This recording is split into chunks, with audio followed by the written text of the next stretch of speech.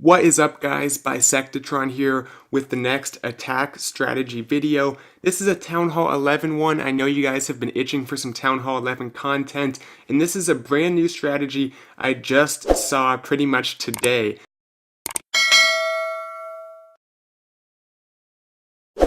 Now, it was shown to me by one of my viewers.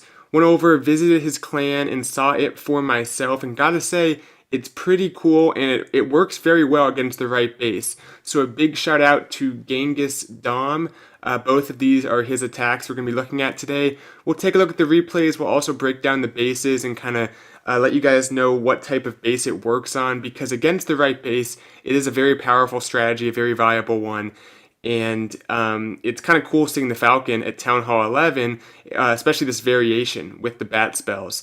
So, and also, if you look at this attack, the Queen gets locked onto by the single Inferno. She dies, and because this attack was kind of flawed in that, if the Wall Wrecker was a little earlier, the Queen wouldn't have died. It just shows how powerful this is, because despite all of that, it still works. So the basic idea is you do a Falcon where the Queen Walk goes into a bunch of Valks and Bowlers.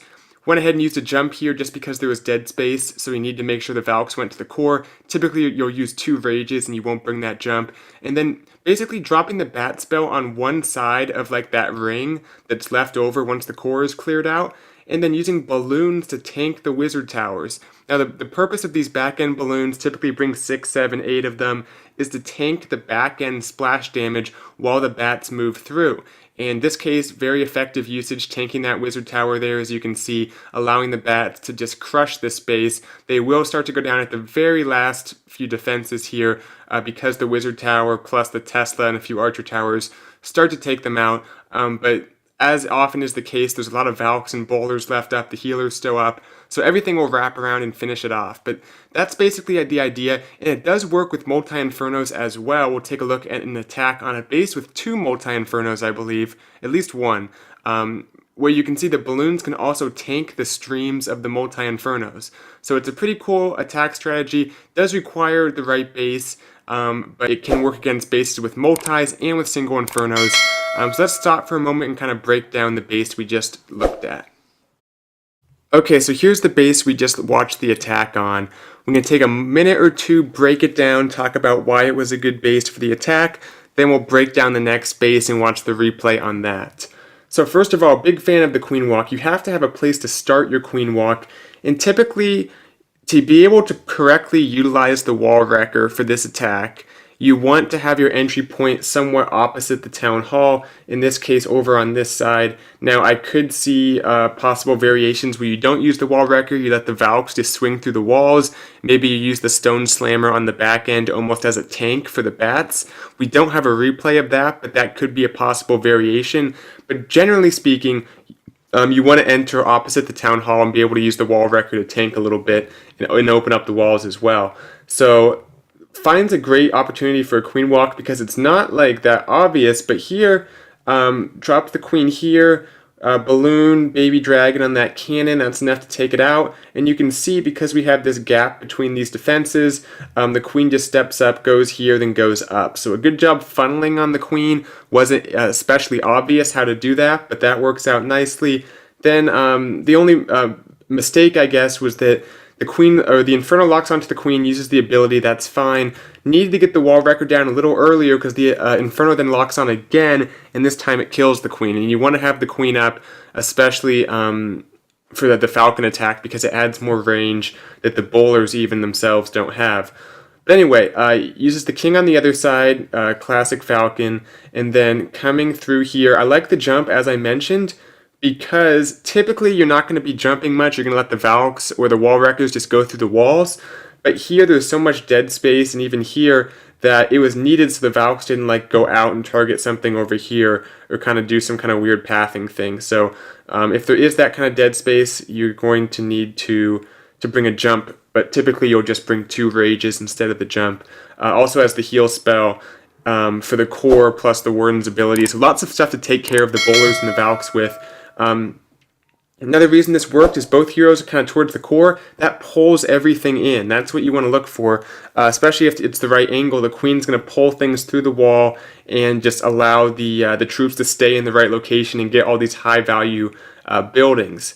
Then finally for the bats, if you look at the back end, we have splash damage here. That's 1. Then we have, this is 2. And then up here, I guess, is 3 in terms of the splash damage.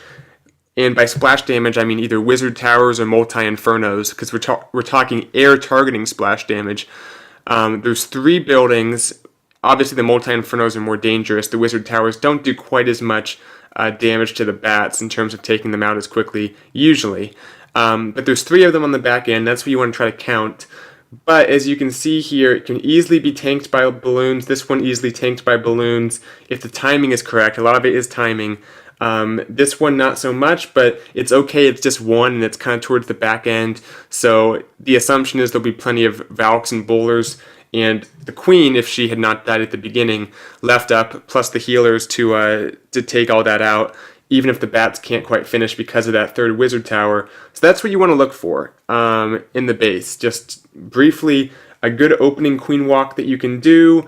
Valks, bowlers, you want them staying in the core, so heroes that'll pull them in, good value in the core, the eagle, there's a bunch of expos in there, and then the splash damage from the back end to be in locations that can either be taken out initially by your push, or can be tanked by balloons. So that's all good on this base, that's why it worked. Let's move on to the next base.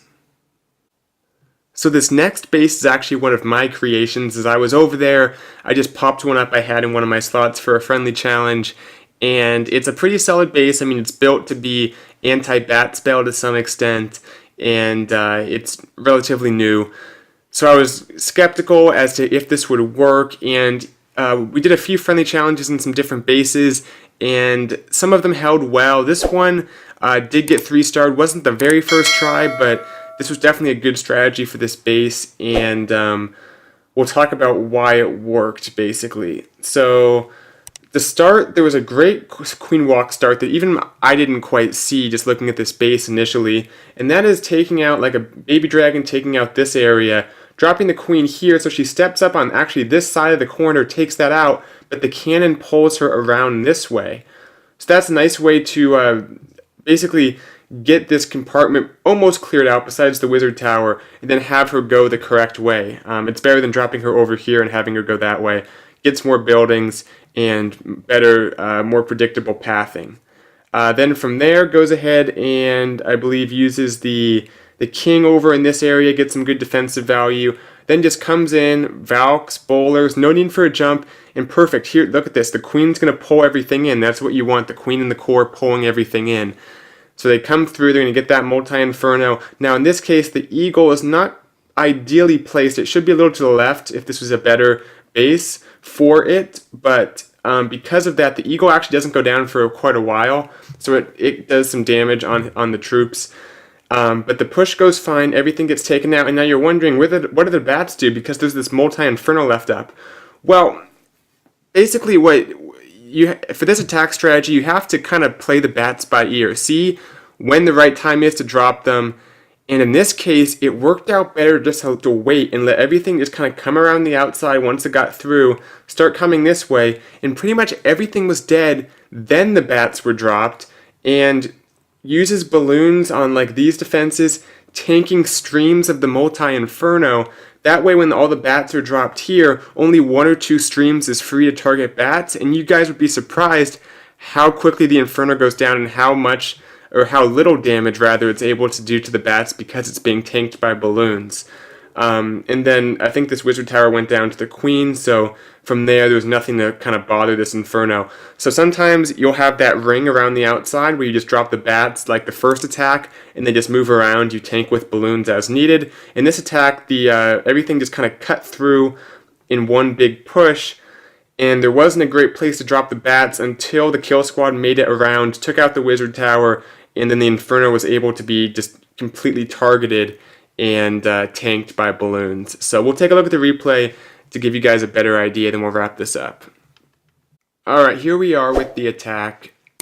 You can see here, this time, like I said before, bringing 2 rages. This is the more typical spell composition I'd recommend for this attack. The heal spell is nice because as everything's rushing in, especially at Town Hall 11, there's so much damage. The CC troops, the Eagle, Infernos, Queen, plus all the regular defenses, Expos, Wizard Towers, so much damage. Even the healers are not going to be able to do the job properly, especially if they're still on the Queen for a few moments. So the heal spell is nice for the initial kind of push. Then use the Warden's ability a little bit later as the troops spread out more and as the heal would become a little bit less effective because the Warden obviously has a much wider range than a heal spell does.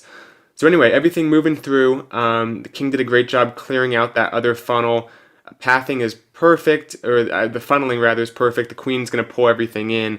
The Ice Golem does freeze, but typically what happens when you encounter an Ice Golem is the healers continue to work. In this case, the air defense does knock a few of them off, but they continue to heal while everything was frozen, which was very nice there. Things start to go off to the left. That's just the way the Wall Wrecker pathed on this base. So everything's moving off to the left and then going to not target the Eagle for a little while. And as you can see, what I was saying is that everything kind of goes up to the top here. Still has quite a few troops. I mean, the Wall Wrecker is still intact. Valk's Bowler is still alive. The Queen with the Warden kind of walking around. Just there, the Bowlers pop out of the Wall Wrecker. So everything is going to move around. This would have been a lot nicer if the Eagle had actually gone down. This would have been a lot smoother of an attack. But it's going to start taking out like Bowlers and Valks one by one here. The Queen will survive for a while because she has some healing on her and because all those Valks are going to run out in front and tank. There's actually one Valk going through the wall here trying to get to that Eagle. I think it actually does, but gets shot down before it can quite take it out. So the Eagle is just sitting there. Here are the balloons. Like I said, there's still 6 bat spells if you can believe, but the patience was incredible. Waits for the Queen to come all the way around and take out that Wizard Tower because the Wizard Tower needed to go down in order for that Inferno to be isolated, tanked by balloons, and you guys saw how fast those bats took it out. And then there's nothing else that the bats really have to fear. It's just like the Eagle and like a Tesla. And the bats actually do the majority of the cleanup on this base, which is something you don't see that often. So incredible stuff. Big shout out to the Top Guns. Seems like a good active clan in Genghis Dom for inventing, I want to say. He's definitely the one using it so far. This attack strategy that's pretty good at Town Hall 11 against the right base. So like I said, guys, look for the Queen Walk. Look for the things to pull everything in, just like you would at a Town Hall 10 Falcon. And then look for the Bat spell on the back end. Where is the splash damage, and how can you tank with balloons? But that'll do it. Thanks for watching. I'll see you guys next time. Bisectatron out.